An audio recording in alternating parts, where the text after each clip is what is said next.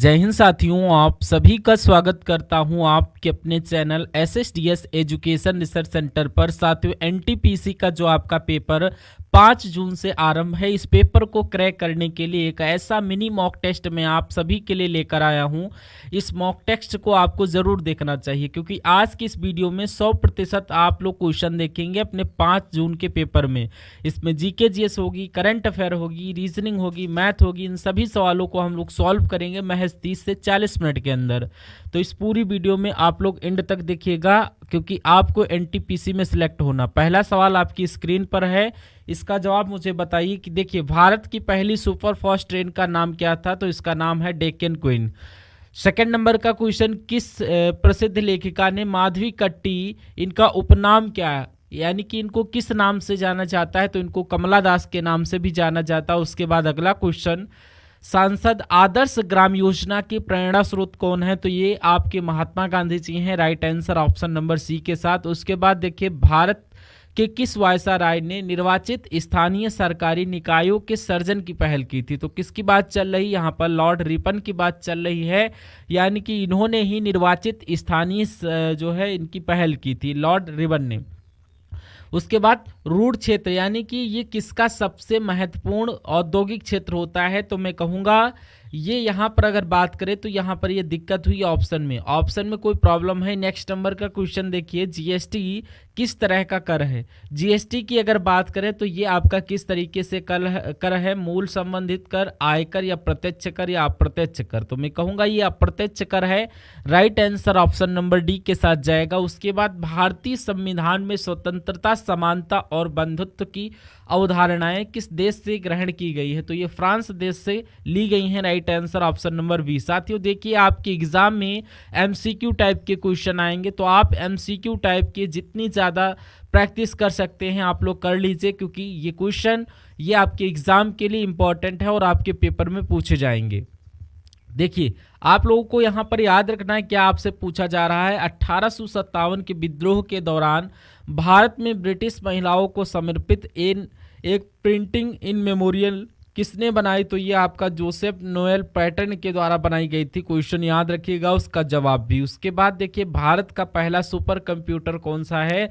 तो भारत का पहला सुपर कंप्यूटर परम 8000 है। Right answer option number A हो जाएगा। नेक्स्ट नंबर का क्वेश्चन, चिश्ती सिलसिले के सबसे महत्वपूर्ण शिक्षकों में से एक शेख मोइनुद्दीन चिश्ती की दरगाह कहाँ पर स्थित है? मैं कहूँगा ये तो अजमेर में स्थित है। अगला क्वेश्चन देखिए, भारत का संविधान दिवस किस दिन मनाया जाता है? तो भारत का संविधान दिवस ये किस दिन मनाया जाता है? संविधान दिवस की अगर बात करें तो 26 नवंबर को हर साल संविधान दिवस मनाया जाता है। Right answer option number D होगा। उसके बाद देखिए, कह रहा है कि भारतीय राष्ट्रीय कांग्रेस का गठन किसने किया था?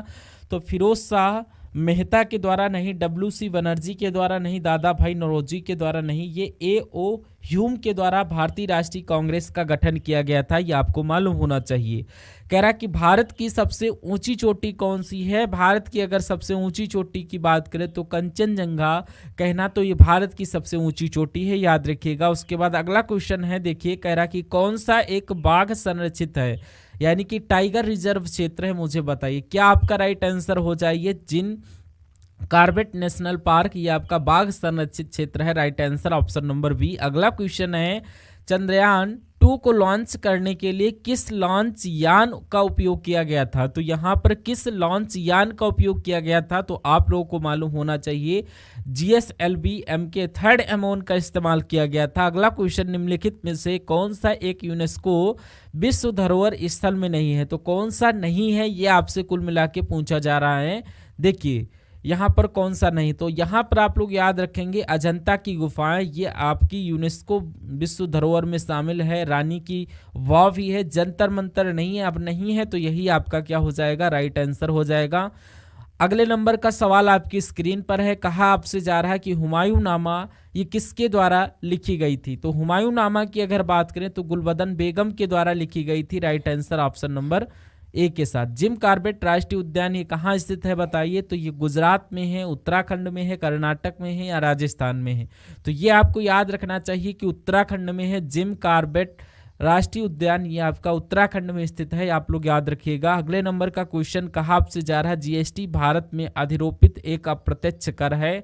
जीएसटी का पूर्ण रूप यानी कि full form goods and surcharge tax नहीं होता है, ये सर्विस हो जाएगा, यानी कि गुड्स एंड सर्विस टैक्स, ये जीएसटी का फुल फॉर्म हो जाएगा। उसके बाद दक्षिण अमेरिका का सबसे बड़ा देश कौन सा है, मुझे बताइए। तो दक्षिण अमेरिका का सबसे बड़ा देश ब्राज़ील है। ये जो साथियों क्वेश्चंस देख रहे हैं ये डिक्टो आपके पेपर में पूछे जाएंगे, इसमें कोई भी चेंजेस नहीं देखने को मिल जाए। हो सकता हो 3 ऑप्शन चेंज हो जाए, लेकिन जो आपका राइट आंसर वो वही होगा। क्वेश्चन की लैंग्वेज भी सब कुछ वही रहेगी। अगला देखिए, चलिए मैं आपको एक चीज़ बता देता हूं, अगर आपकी एनटीपीसी एग्ज़ाम 2025 आपका जो होने वाला 5 जून से इसकी तैयारी अगर आपकी कम है, आपको ऐसा लगता है कि किसी वजह से सिलेक्शन आपका न रुक जाए, तो मैं आपको यहां पर सारे लेक्चर प्रोवाइड करवा रहा हूं। ये सारे के सारे लेक्चर आप लोग जरूर देख लीजिएगा मेरे भाई। ये जो एनटीपीसी पीआईक्यू आपको सॉल्व करवाए जाएंगे, यानी कि प्रीवियस ईयर क्वेश्चंस जो पिछले सालों में एनटीपीसी के जो पेपर हुए हैं उनका आपको हल दिया जा रहा है, उनको आपको सोल्यूशन प्रोवाइड करवाया जा रहा है। क्योंकि एग्जामिनर नए क्वेश्चंस बहुत कम मात्रा में बनाएगा, ज़्यादातर क्वेश्चन वो पीवाईक्यू से उठाएगा जो पिछली सालों में क्वेश्चन उसने तैयार किए। तो यहाँ से आपके लगभग कुछ नहीं 50% क्वेश्चन मिलने वाले हैं।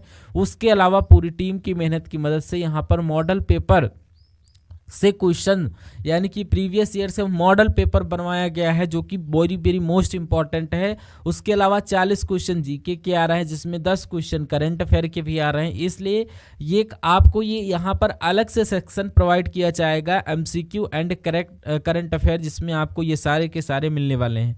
मेरा मानना है जितने भी यहाँ पर क्वेश्चंस आएंगे वो सारे के सारे इन्हीं में से आएंगे। तो सारे के सारे आप लोग लेक्चर हमारे चैनल के माध्यम से वॉच कर सकते हैं। डिस्क्रिप्शन में आपको लिंक मिल जाएगा प्लेलिस्ट का, और वहाँ से आप लोग विजिट करेंगे प्लेलिस्ट में, और सारे के सारे लेक्चर आपको एक सीरीज के माध्यम से वॉच कर लेना है पेपर मतलब सेंटर से पहुँचने से पहले। मेरा मानना है अगर आप एग्ज़ाम से पहले इसको 2x पर लगा कर देख लेते हैं तो पेपर आपका क्रैक हो जाए, भले आपका सबसे नीचे नंबर आए लेकिन आएगा जरूर। बात करते हैं अगले नंबर सवाल की। कह रहा कि भारत का केंद्रीय औषधीय अनुसंधान संस्थान कहाँ पर स्थित है, तो ये आपका उत्तर प्रदेश के लखनऊ में स्थित है। तो यहाँ पर ये आपको जो क्लासेस मिलने वाली हैं डेली बेस पर, ये आपको जरूर देखनी है। ये आपके लिए रामबाण है।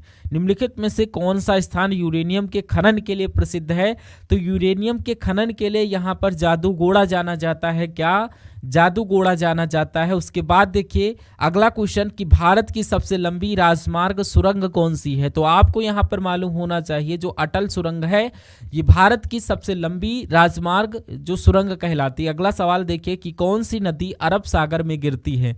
इन चारों नदियों में से कौन सी नदी अरब सागर में गिरती है, तो ताप्ती नदी आपको याद रखना है क्योंकि ये अरब सागर में ही गिरती है। अब कह रहा है यूनेस्को का मुख्यालय कहाँ पर स्थित है, तो यूनेस्को की अगर बात करें तो इसका मुख्यालय फ्रांस की राजधानी पेरिस में स्थित है। राइट आंसर जिनका ऑप्शन नंबर डी है उनका बिल्कुल करेक्ट है। साथियों यहाँ पर अगर बात करें जितने भी क्वेश्चंस आप लोग बहुत सारे क्वेश्चंस ऐसे देखेंगे जिसमें आपको कंफ्यूजन मिलने वाला है, इसलिए अपने कंफ्यूजन को ये आपको दूर करना है। जब आप लोग ये दूर कैसे करोगे, जब ज़्यादा से ज़्यादा आप लोग क्वेश्चन की प्रैक्टिस करेंगे। उसके बाद देखिए लोकसभा और राज्यसभा की संयुक्त बैठक की अध्यक्षता जो होती है ये कौन करता है, तो कौन बुलाता है कौन करता है, आपसे पूछा जा रहा है अध्यक्षता कौन करता है। तो ये देखिए राज्यसभा के सबसे वरिष्ठ सदस्य करते हैं अध्यक्षता, या उसके अलावा अगर बात करें लोकसभा के तो यहाँ पर लोकसभा के अध्यक्ष, यानी कि अगर आपसे बोला जाए कि बुलाते कौन है तो बुलाते तो राष्ट्रपति हैं, बुलाते तो राष्ट्रपति हैं, लेकिन इसकी अध्यक्षता कौन करता, लोकसभा के अध्यक्ष करते हैं।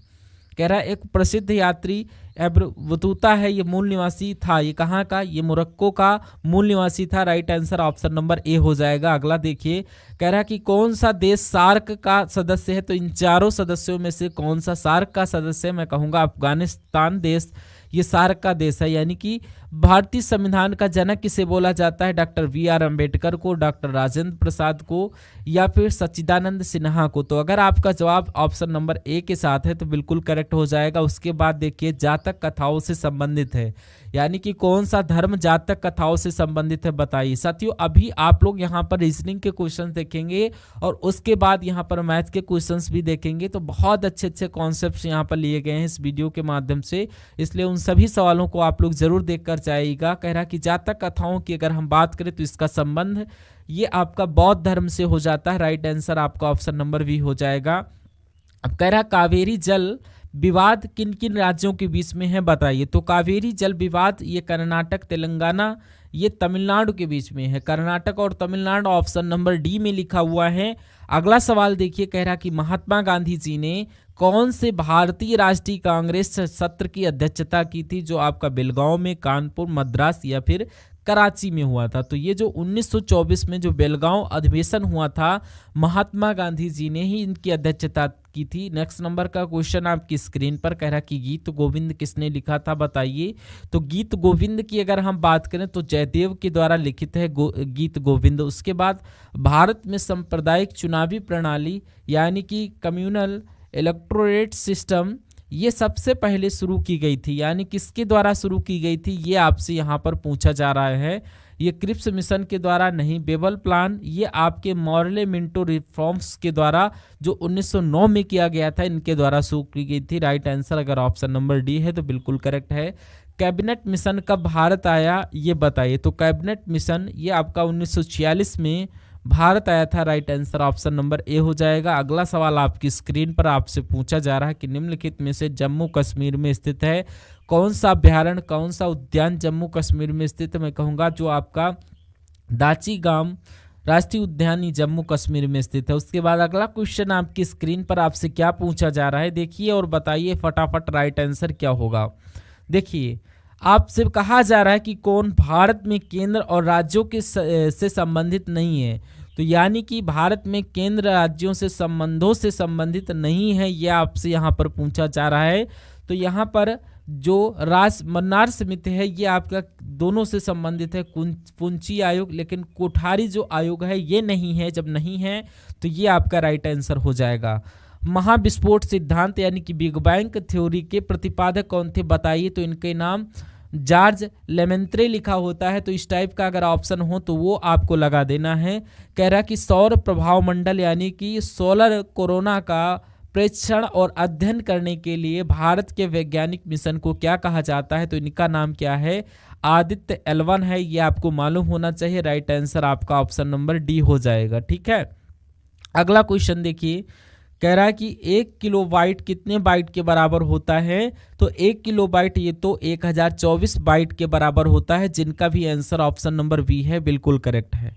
उसके बाद देखिए नेक्स्ट नंबर का क्वेश्चन कहा जा रहा है यहाँ पर कैसे भी देखिए आप लोग 40 क्वेश्चन आपने जीके के क्वेश्चन देख लिए। अब यहाँ पर हम लोग देखेंगे रीजनिंग के क्वेश्चन। तो रीजनिंग के कुछ क्वेश्चन मैंने लिए हैं, इन सभी सवालों को आप लोग चेक करिएगा, इसमें से कितने क्वेश्चंस आपको बिल्कुल सही कर पाते हैं आप लोग। पहला क्वेश्चन आपकी स्क्रीन पर कह रहा है कि एक निश्चित कूट भाषा में STAT को क्या लिखा जाता है, PPXP लिखा जाता है। तो आपको बताना है VOID को क्या लिखा जाएगा। तो सबसे पहले देखिए यहाँ पर मुझे क्या लग रहा है, यानी कि ये आपका जो है S19T16 उसी प्रकार ये आपका 20 पर होता है, यानी कि पहले यहाँ पर कितना घटाया गया, S से P बनाने के लिए -3, फिर T से P बनाने के लिए 4 को घटाया गया। अब A से X हुआ है, यानी कि A से X पता है कैसे हुआ, ये Z और ये Y यानी कि इससे पहले X। तो यहाँ पर कितना घटाया गया, यहाँ पर 3 घटाया गया है। ठीक है, 3 घटा लेते हैं। उसके बाद T से यहाँ पर हुआ है T, फिर उसके बाद में 4, यानी कि ये जो लॉजिक यहाँ पर लगाई गई है, यही लॉजिक अगर हम लोग यहाँ पर फिट करें, इन ऑप्शन में से कोई ऑप्शन हमें मिल जाएगा तो हमारा राइट आंसर हो जाएगा। अब ये T ये आपका 22 P22 और ये इसमें से 3 घटाएंगे तो यानी 19, S O 15 और 4 घटाएंगे तो K आ जाएगा, I 9 यानी कि इसमें से F, D 4 पर होता है। यहाँ पर क्या करें तो यहाँ पर Z आ जाएगा। मैं कहूँगा SKFZ कहाँ पर लिखा हुआ, ऑप्शन नंबर बी में लिखा हुआ है। तो बी का आंसर जिन लोगों का है तो बिल्कुल करेक्ट। उसके बाद देखिए अगला सवाल कह रहा कि नीचे एक ही पासे की 3 स्थितियां दी गई हैं, बी वाले फलक के विपरीत फलक पर निम्नलिखित विकल्पों में से क्या आएगा।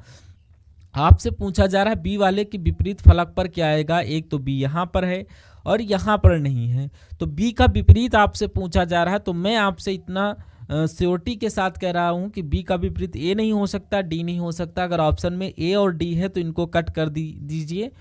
ए कट कर दिया और यहाँ पर डी को कट दिया।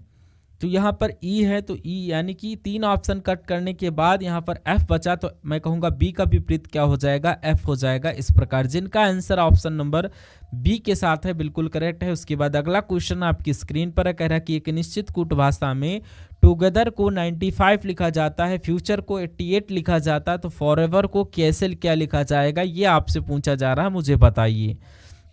देखिए यहाँ पर जो आपको कभी कभी वर्ड्स देखने को मिले और कोई नंबर आ जाए तो इसका मतलब होता है इनका योग किया गया है, यानी कि T20 पर होता है। और ओ की अगर बात करें तो ओ आपका 15 पर आ जाएगा, तो इन सबको जोड़ना है। अगर इनकी बात करें G7 पर, E5 पर, T की बात करें 20 पर, H की बात करें 8 पर, E5 पर और R 18 पर। अब इनको जरा हम टोटल करें तो क्या 95 आता है, तो यानी कि ये 20, 15, 35 और ये आपकी 12, 35, 12, 45, 47 हो जाएगा। और ये 47 यानी कि 50, 60 यानी कि यहाँ तक हो गया। और ये 15, 8 और 5 13 और 13 यहाँ पर आ जाएगा और 18 ये आपका आ गया। तो ये आप लोग देख लीजिए यहाँ पर ये आपका 98 यानी कि अच्छा यहाँ पर 95 ये 98, तो ऐसा तो नहीं 3 घटाना पड़ेगा। इसको भी देख लो, F6 पर आता है, U21 पर, T20 पर और उसके बाद U फिर 21 पर आता है, R 18 पर और ये आपका 5। इनको कैलकुलेट करिए, देखिए 21 और 21 कितना हो जाएगा 42 और 42 और 6 कितना हो जाएगा 48 यानी 48। और यहाँ पर ये 18 और 5 यानी कि 23 इसमें आ जाएगा। तो ये कितना आ गया 11 आ गया। तो ये 6, 7, 8, 9 यानी कि 91 आया है। लेकिन अब यहाँ पर 88, इसमें से भी अब 3 घटाना पड़ेगा, 3 घटाना पड़ेगा। तो कुल मिला के लॉजिक हमें मालूम पड़ चुका है। तो इसको टोटल करके 3 घटाना है, तो F6 पर आता है, O 15 पर आता है, ऐसे जोड़ लीजिए। F6 पर, O 15 पर ये कितना हो जाएगा 21 हो जाएगा। और 21 आपका ये और 18, 5 कितना 23 हो जाएगा। 23 ये हो गया और ये 22 पर आता है और 5 ये इस पर 5 आता है, तो ये 27 हो गया। R 18 हो गया। तो इनको आप लोग क्या करिए टोटल कर लीजिए।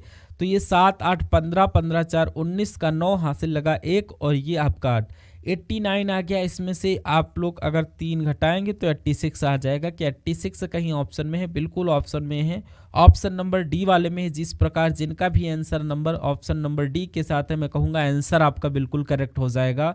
बहुत बढ़िया, वेरी गुड क्लास। इस सवाल को अगर आप लोग देखिए तो मुझे बताइए कि आपका जवाब यहाँ पर क्या हो सकता है, फटाफट आप लोग यहाँ पर बताइए।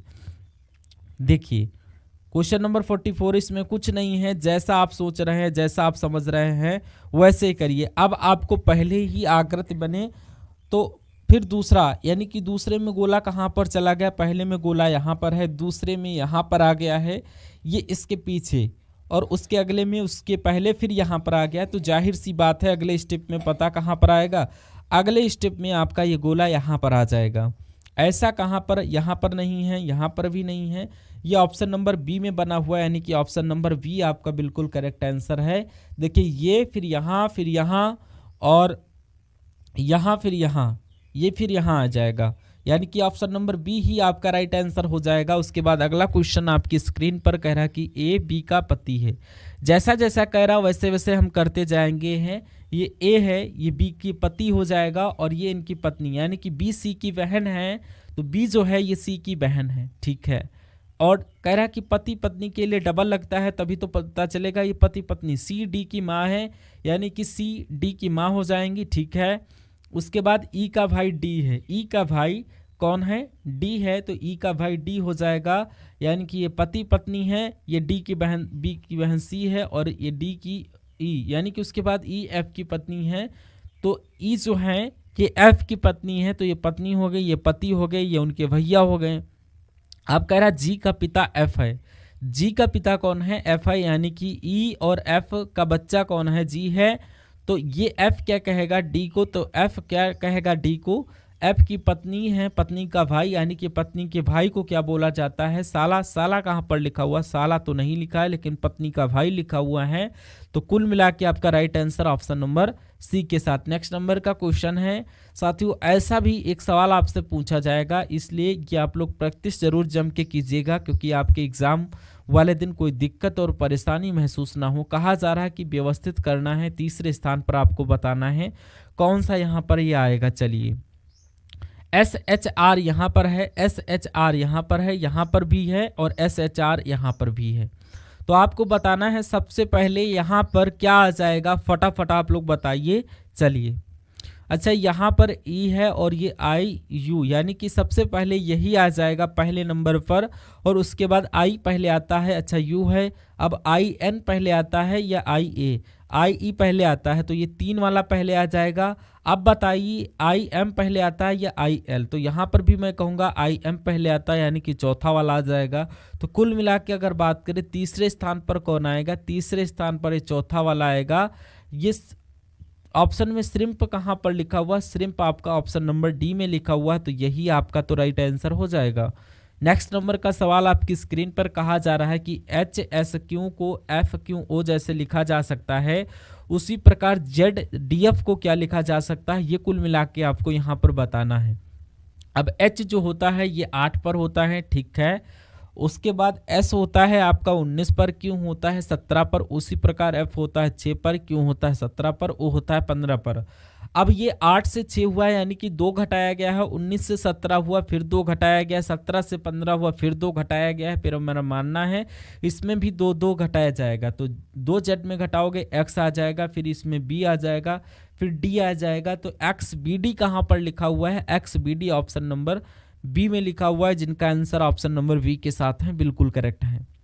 उसके बाद देखिए अगला सवाल है आपकी स्क्रीन पर, कहा आपसे जा रहा है अगला सवाल, यानी कि नीचे एक श्रृंखला दी गई है जिसमें एक पद लुप्त है, यानी कि लुप्त कहाँ पर है, यहाँ पर आपको बताना है 2 लेटर कौन से आएंगे।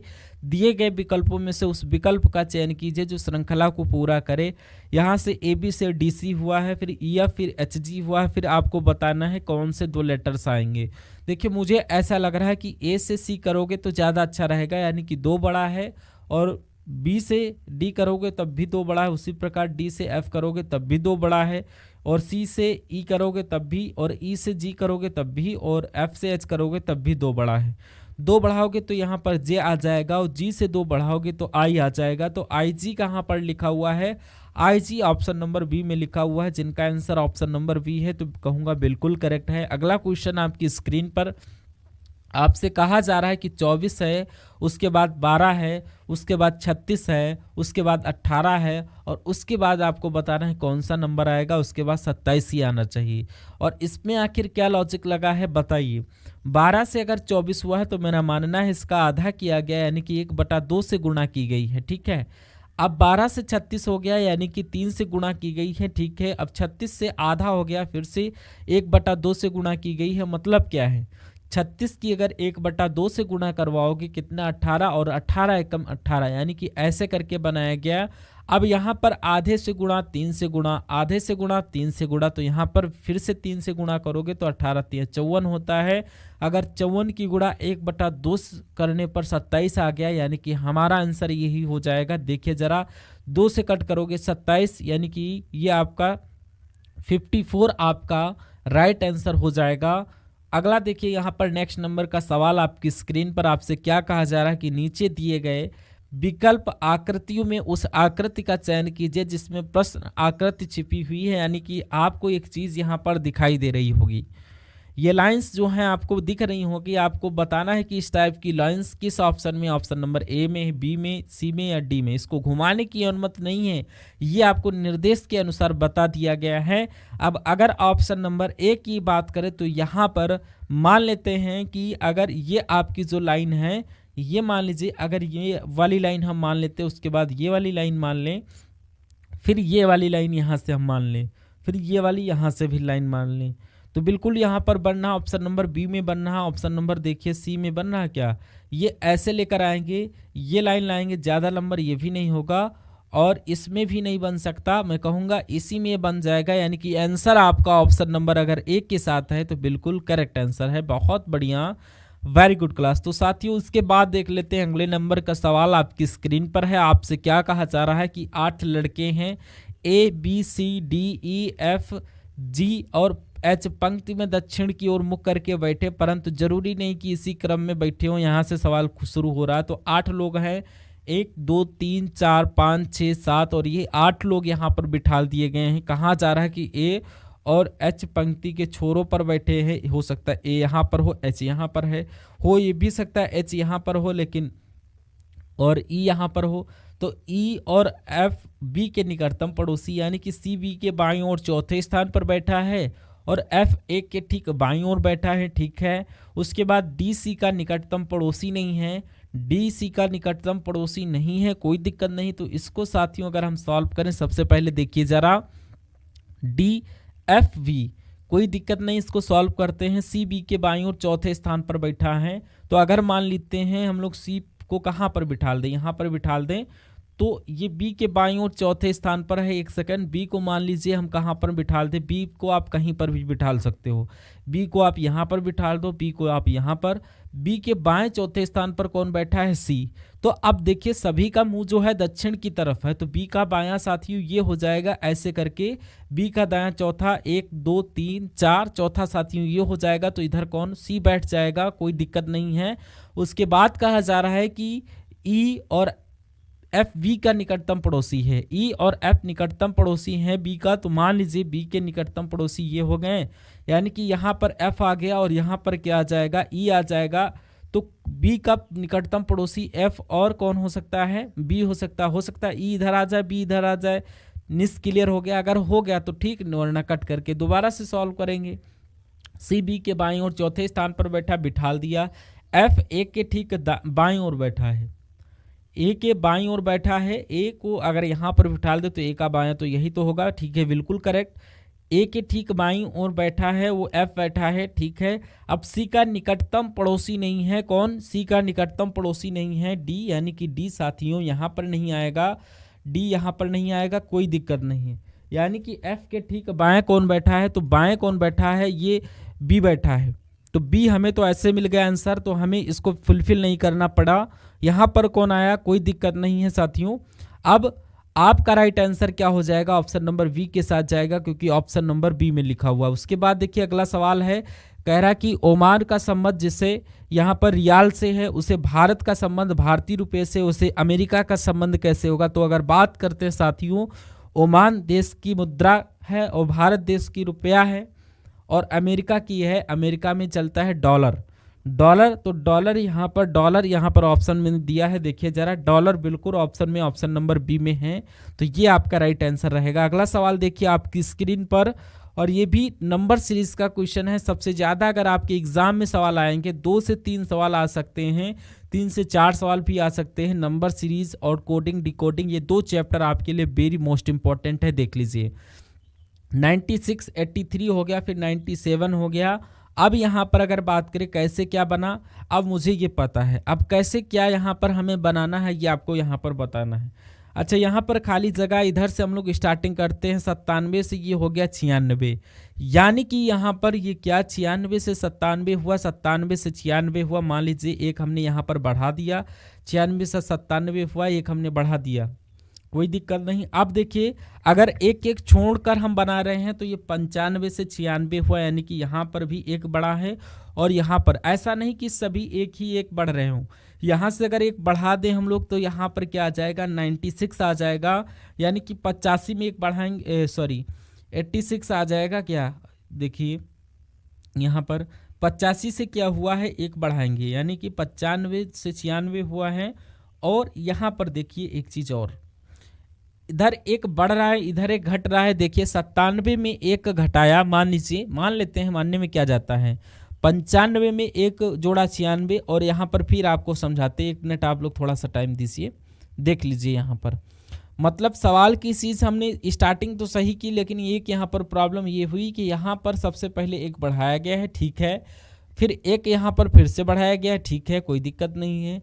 अब यहाँ पर अगर बात करें तो अब यहाँ पर घट रहा है, कैसे, अगर यहाँ पर हम एक घटाएंगे तो यहाँ पर 84 आ जाएगा, फिर से अगर हम लोग यहाँ पर एक घटाएंगे तो 83 आएगा, ठीक है। और अगर हम लोग एक बढ़ा देते तो 86, 83 का रिलेशन नहीं बन पाता, इसलिए हमें 85 में एक घटाया 84 आया, 84 में एक घटाया तो 83 आया, तो कुल मिला के 84 आएगा। और 84 कौन से ऑप्शन में है, ऑप्शन नंबर ए वाले में है। बहुत बढ़िया, वेरी गुड क्लास। उसके बाद अब यहाँ से आपके सामने मैथ के क्वेश्चन से स्टार्ट हो चुके हैं। इन सभी क्वेश्चंस यानी कि बढ़िया बढ़िया कॉन्सेप्ट को देखिए, इन पर आधारित क्वेश्चन आपसे पूछे जाएंगे। तो यहाँ पर पहला क्वेश्चन मैथ का है कि 384 मीटर लंबी एक रेलगाड़ी एक बिजली के खंभे को 12 सेकंड में पार कर सकती है और विपरीत दिशा में यात्रा कर रही समान लंबाई की दूसरी रेलगाड़ी को 12 सेकंड में पार करती है। तो दूसरी रेलगाड़ी की चाल आपसे यहाँ पर पूछी जा रही है। देखिए, मैथ का सवाल आपसे कभी भी पूछा जाए तो आपको क्या करना है, आपको पहली बार सवाल तो बहुत अच्छी तरीके से पढ़ना है, यानी कि पढ़ना है, उसके बाद आपको सॉल्व करना है।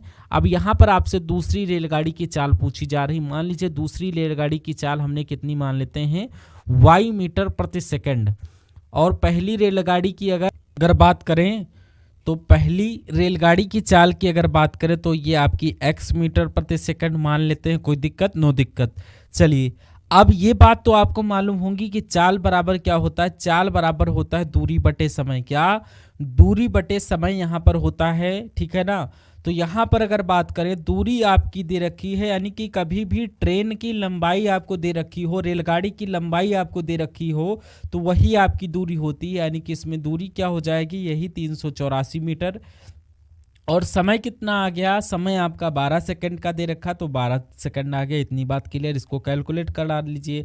12 कम 12, 12 दूना 24, 12 3 36, 2 जाएगा 24, यानी कि 12 दूना 24 हो जाएगा। 12 दूना 24, यानी कि चाल आपकी कितनी निकल कर आई है, ये 32 मीटर प्रति सेकंड निकल कर आई है, ठीक है। चलिए, तो ये तो आपकी क्या आ गई, चाल आ गई। अब यहाँ पर अच्छा देखिए कि दूसरी रेलगाड़ी की चाल आपसे पूछी जा रही थी। पहली रेलगाड़ी की चाल आपको मालूम हो चुकी है, दूसरी रेलगाड़ी की चाल आपको बताना है। मैं आपको यहाँ पर बता देता हूँ, यहाँ पर 2 रेलगाड़ियाँ हैं, दोनों रेलगाड़ियों की लंबाई समान है। 384 मीटर इसकी लंबाई है, 384 मीटर लंबाई इनकी लंबाई। तो अगर कभी भी आपको 2 ट्रेन्स दे रखी हो, दूरी कहा जाए तो दूरी पता क्या होती, दूरी आपकी इन्हीं दोनों को जोड़ दो, 384 प्लस 384 प्लस 384, ये क्या हो जाएगी, दूरी हो जाएगी। क्या हो जाएगी, दूरी। समय कितना दे रखा है, समय आपका 12 सेकंड का दे रखा है, तो दूरी बटे समय यानी कि ये चाल है। तो कुल मिला के x प्लस वाई आ जाएगा यहाँ पर, यानी कि x तो हमने निकाल लिया है। पहली चाल कितनी, 32 मीटर प्रति सेकंड है, और दूसरी चाल कितनी है, y मीटर प्रति सेकंड है, जो आपसे पूछी जा रही है।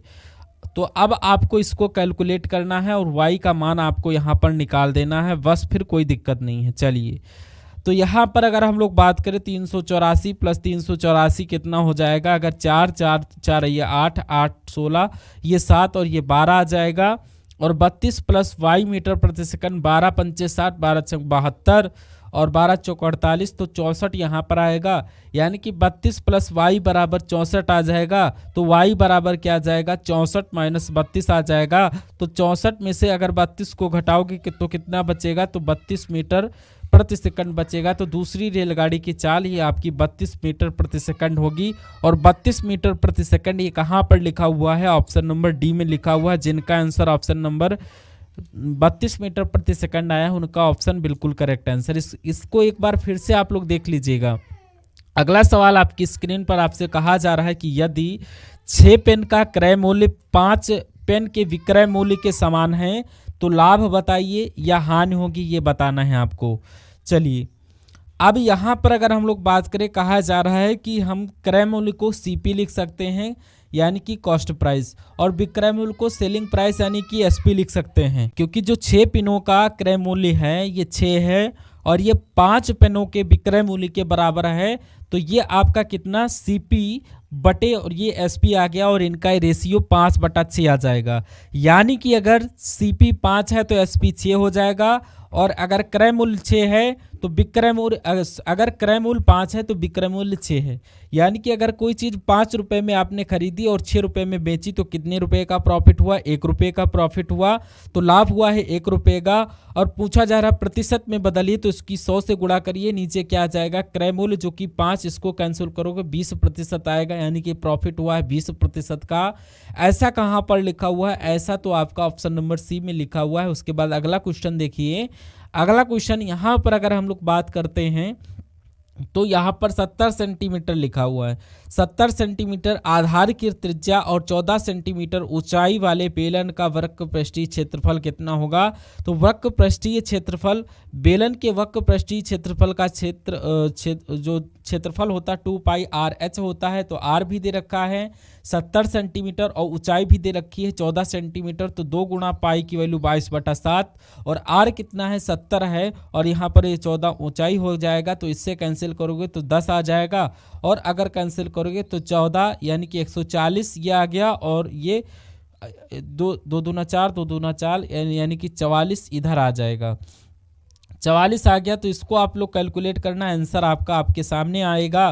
कोई दिक्कत? नो दिक्कत। चलिए सॉल्व कर लेते हैं। देखिए यहाँ पर 4 चक्कू कितना हो जाएगा? 16 हो जाएगा। 4 रकम 4 और 1 5, 56 यहाँ पर भी आ जाएगा यानी कि 6, ये 6 यानी कि ये आपका 6116 आपका आंसर आ जाएगा। 6116 आपका ऑप्शन नंबर ए में लिखा हुआ है।